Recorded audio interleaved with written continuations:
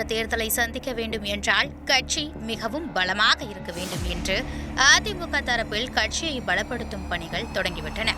ஆனால் எடப்பாடி பழனிசாமி ஒரு முடிவெடுத்தால் சீனியர்கள் வேறு முடிவு எடுத்து வருவதுதான் எம்ஜிஆர் மாளிகையின் ஹாட் டாபிக்காக இருந்து வருகிறது. ஆகஸ்ட் 9ஆம் தேதி நடக்கவிருந்த அதிமுக மாவட்ட செயலாளர்கள் கூட்டத்தில் சசிகலா, ஓபிஎஸ் ஆகியோரை மீண்டும் கட்சியில் இணைப்பது குறித்து எடப்பாடி பழனிசாமியிடம் வலியுறுத்த திட்டமிடப்பட்டதாகவும், இதை அறிந்த எடப்பாடி கூட்டத்தை ரத்து செய்ததாகவும் கூறப்படுகிறது.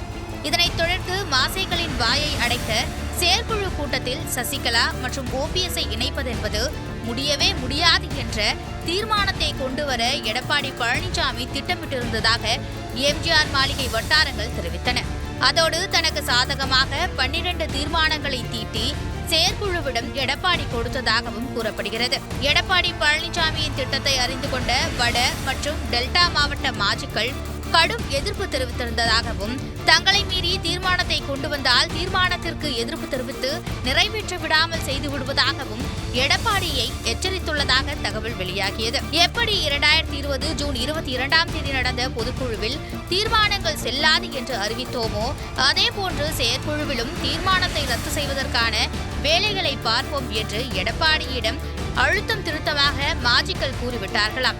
இதனால் வேறு வழியே இல்லாமல் சசிகலா, ஓபிஎஸ் ஆகியோர் தொடர்பான தீர்மானத்தை எடப்பாடி கைவிட்டதாகவும், ஆகஸ்ட் 16ஆம் தேதி செயற்குழு கூடுவதற்கு முன் நிறைவேற்றப்பட உள்ள தீர்மான நகல்களை சீனியர்கள் ஒன்றுக்கு 10 முறை அலசி ஆராய்ந்ததாகவும் கூறப்படுகிறது. அதன் பிறகு நடந்த செயற்குழு கூட்டத்தில் கட்சியை பலப்படுத்துவது குறித்து பேசப்பட்டது. அதில் எடப்பாடி பழனிசாமி தமிழகம் முழுவதும் சுற்றுப்பயணம் மேற்கொள்ள வேண்டும் என்றும், பிரசாந்த் கிஷோர் போன்று அரசியல் ஆலோசகர் ஒருவரை நியமிக்க வேண்டும் என்றும், எம்ஜிஆரின் துணைவியார் ஜானகியின் 100வது பிறந்த நாளை சிறப்பாக கொண்டாட வேண்டும் போன்ற முக்கிய அம்சங்கள் செயற்குழுவில் விவாதிக்கப்பட்டதாக தகவல்கள் தெரிவிக்கின்றன.